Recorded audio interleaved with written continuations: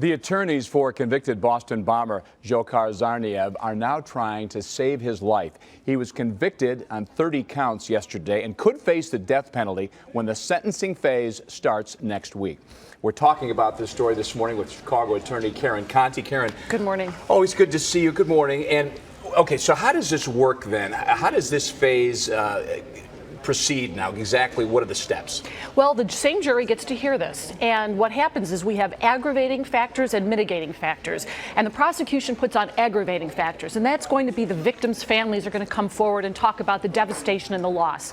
They're going to talk about how many victims there were. They're going to talk about just all the bad things that happened here, and that he planned it, and that he did this on purpose for his own cause. Okay, the mitigating factors are going to be he's 19 years old, the brother was in charge, he didn't have necessarily the same motivation that his brother did, and we should give him sympathy, and we should let him basically rot in jail for the rest of his life.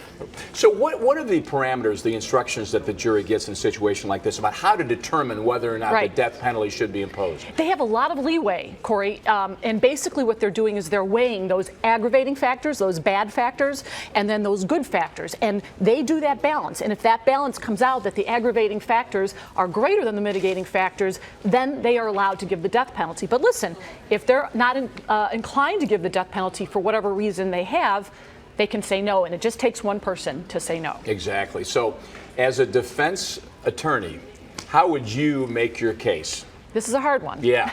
This is a hard one. I think what I would do is basically appeal to the juror who thinks it's more of a punishment to sit in jail for the rest of your life than to be executed summarily. And I would probably play on that rather than the sympathy, because he's not very sympathetic. I mean, this is a terrorist attack. This is what we're all afraid of. 30 victims, and I just don't know a jury's going to buy that. I would basically say, don't make this guy a martyr.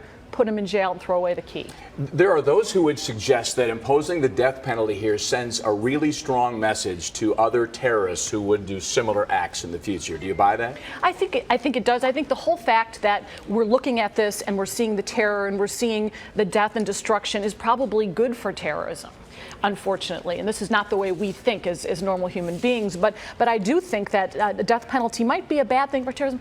Who knows? These people are not the most rational people in the world. And do you have a gut feeling on which way? I mean, you never know, can read a jury completely, but your gut feeling tells you they will do what?